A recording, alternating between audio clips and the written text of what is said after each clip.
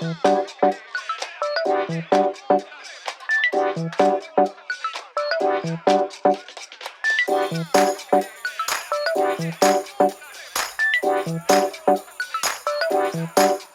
tout le monde.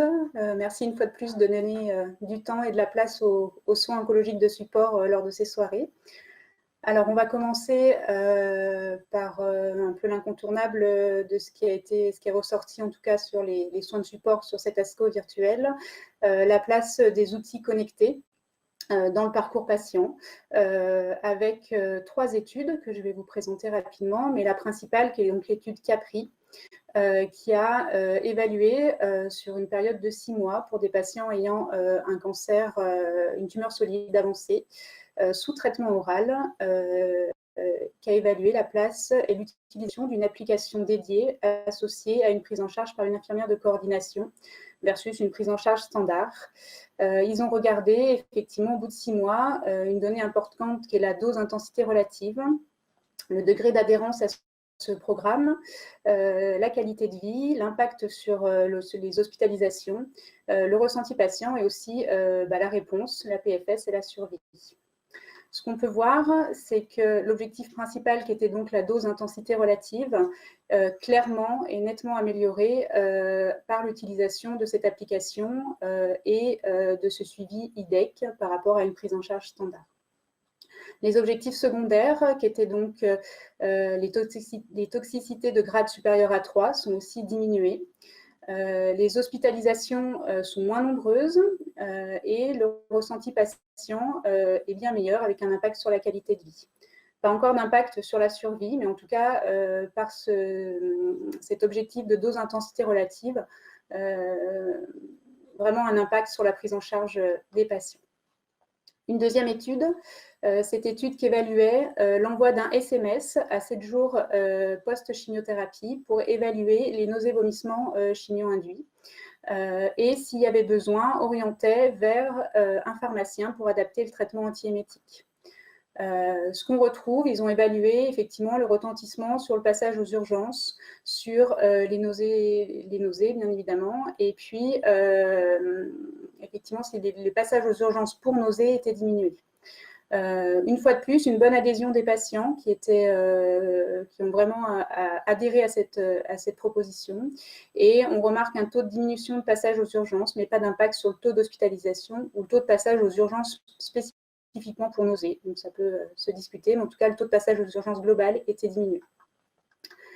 Et la troisième étude, cette étude était une étude avec un questionnaire d'auto-évaluation sur les symptômes. Les patients remplissaient un questionnaire pour évaluer leurs symptômes et ils évaluaient l'impact que ça pouvait avoir sur justement la gestion de ces symptômes. Toujours avec des questionnaires de qualité de vie et d'évaluation des symptômes. Et on voit que le fait d'auto-évaluer, de renvoyer des questionnaires pour évaluer ces symptômes, notamment pour les cancers localisés, améliore ce ressenti des symptômes. Ce n'était pas significatif dans le groupe métastatique, mais elle était dans le groupe localisé. Donc au total, on a 3 études, dont une surtout qui est l'étude CAPRI, qui nous montre que ces outils ont vraiment leur place au jour d'aujourd'hui dans la prise en charge patient.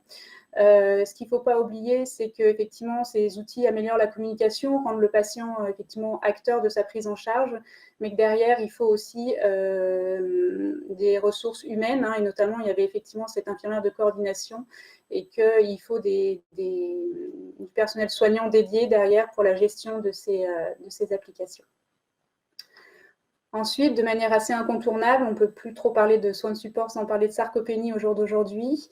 On sait l'impact qu'a la sarcopénie sur la tolérance et l'efficacité des traitements.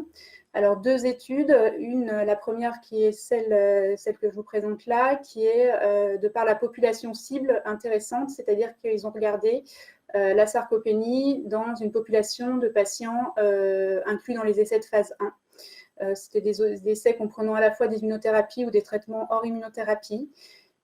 Et de manière non surprenante, on retrouve aussi que la sarcopénie est associée à plus de toxicité de grade supérieur ou égal à 3. Une autre étude intéressante parce qu'elle est assez dans la vraie vie, on va dire, Ils ont regardé sur des patients hospitalisés, sur des hospitalisations non programmées.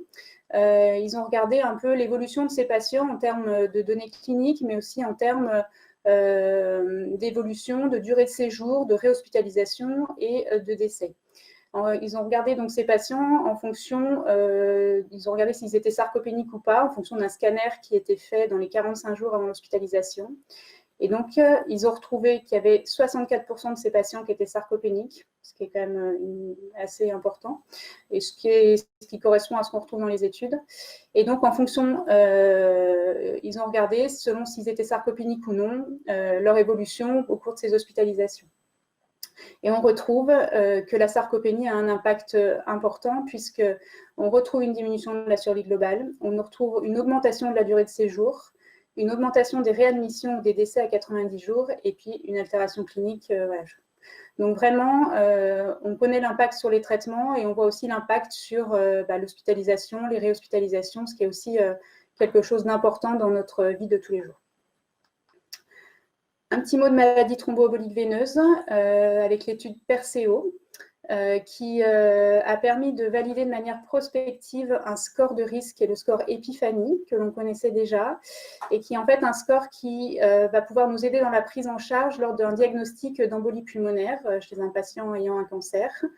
En fonction de certains facteurs de risque, on va pouvoir classer les patients dans 3 groupes, un groupe à faible risque, un groupe à risque modéré et un groupe de haut risque. Cette classification se fait sur des critères que sont la dyspnée, son apparition brutale ou progressive, le risque hémorragique élevé qui s'évalue en fonction du type de cancer, des localisations, du chiffre de plaquettes, voilà, et une tachycardie supérieure à 110 battements par minute. Une fois que ces patients sont classés en fonction de ce score, ça permet de donner un risque de complication à 15 jours de cette embolie pulmonaire. Et ça permet donc éventuellement d'orienter ces patients quand on est face à un diagnostic d'embolie pulmonaire qui est souvent fortuit. On voyait d'ailleurs que c'était la majorité des patients dans cette étude, de savoir si ces patients retournent à domicile, sont hospitalisés et le degré de surveillance qui doit en découler. Et donc, on retrouve que les patients qui sont dans le groupe à faible risque ont 2,5% de risque de complications dans ces 15 jours, qui étaient, comme vous l'avez mis avant, les complications détresse respiratoire, hémorragie majeure ou hypotension. Le risque modéré 8% et le risque élevé 25%. Donc, comme je vous le disais, ça peut aider avec ce questionnaire qui est assez simple à faire, de pouvoir orienter et de se dire est-ce que ce patient, je le laisse rentrer, est-ce que je l'hospitalise et éventuellement est-ce que je l'hospitalise dans un milieu avec une surveillance plus rapprochée.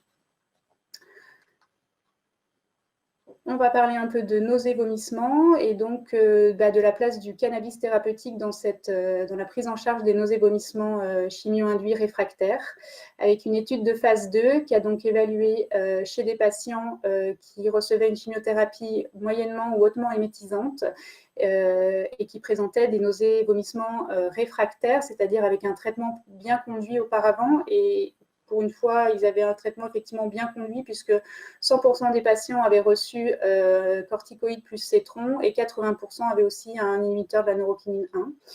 Et donc, pour ces patients, ils ont évalué l'utilisation de cannabis thérapeutique qui était donné à partir de la veille de la chimiothérapie et pendant 5 jours.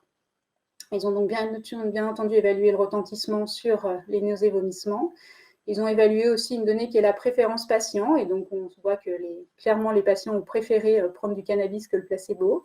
On remarque quand même plus de somnolence chez les patients sous cannabis, et on retrouve quand même une tendance à une amélioration quand même de ces nausées, vomissements, une diminution des traitements de secours. Et donc, clairement, la question se pose de cette utilisation avec bien sûr nécessité d'autres études et de phase 3 pour valider cette prise en charge. Alors, au jour d'aujourd'hui, on ne peut plus parler de soins de support sans parler aussi de l'apport de thérapeutiques complémentaires, hein, notamment dont fait partie l'acupuncture. Ça fait clairement partie du panel des soins de support au jour d'aujourd'hui. Cette étude, donc je vais vous présenter 2 études qui ont évalué l'apport de l'acupuncture. Cette première dans la prise en charge des douleurs chroniques post-prise en charge de cancer, donc chez des patients guéris, en rémission et qui présentaient des douleurs musculo-squelettiques après leur prise en charge. Ils ont donc évalué le traitement standard habituel antalgique versus de l'électroacupuncture, qui était donc de l'acupuncture avec diffusion d'un faible courant électrique, et versus l'auriculothérapie, qui est de l'acupuncture qui se fait au niveau du pavillon de l'oreille et qui correspond à certaines zones anatomiques.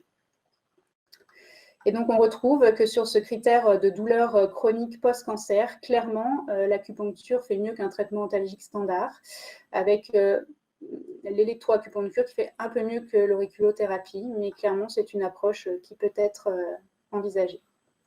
Une deuxième étude sur quelque chose qu'on connaissait déjà un peu plus, qui était les neuropathies périphériques chimio-induites, avec pareil, utilisation de l'acupuncture versus observation. Et clairement, de même, une amélioration de cette symptomatologie, que l'on sait quand même très handicapante pour les patients, par l'utilisation de l'acupuncture. Donc, ça pose la question du positionnement de cette prise en charge, de vers quel professionnel envoyer nos patients et comment trouver des professionnels qui puissent prendre en charge nos patients. Mais clairement, ça peut faire partie des choses à proposer aux patients. Et pour terminer, une étude donc, de Jennifer Temel, donc qui travaille beaucoup sur la prise en charge palliative précoce, et qui, là, nous présente une étude clairement qui fait un petit peu évoluer cette prise en charge précoce palliative vers quelque chose de plus intégré avec l'oncologue, et un terme, effectivement, qui est Integrated Palliative Oncology Care plutôt que Early Palliative Care. Ils ont comparé pour 120 patients les soins courants, où clairement il pouvait y avoir des interventions de professionnels en soins palliatifs, versus une intervention de professionnels de soins palliatifs clairement établie. Et ils ont regardé l'impact que ça pouvait avoir sur les discussions autour de la fin de vie, la rédaction de directives anticipées et la communication autour de la maladie et de la fin de vie. Donc, cette intervention, elle se déclinait en 5 visites, avec des thématiques définies pour ces visites, qui étaient la prise de contact, la gestion des symptômes, la compréhension de la maladie, l'éducation, je ne sais pas trop ce qu'ils entendaient par là, la prise de décision thérapeutique, et puis donc la planification des soins de fin de vie. Ce qu'on a pu voir, c'est qu'effectivement, le groupe qui a bénéficié de ces interventions, on retrouve de manière tracée dans le dossier une amélioration de la communication autour de la fin de vie, une augmentation de la rédaction des directives anticipées et une meilleure communication et compréhension autour du stade de la maladie et de son évolution. Donc clairement, ça vient confirmer des choses qu'on sait déjà, hein, l'intérêt de pouvoir faire venir dans la prise en charge des patients des professionnels des soins palliatifs qui, en lien avec nous, de manière assez, dans une vraie collaboration, permet effectivement d'améliorer cette discussion autour de la fin de vie et d'améliorer cette prise en charge de la fin de vie pour nos patients. Et je pense que pour ceux qui ont la chance de pouvoir l'expérimenter dans leur pratique, ils ont pleinement conscience de l'apport que ça a. Voilà, je vous remercie.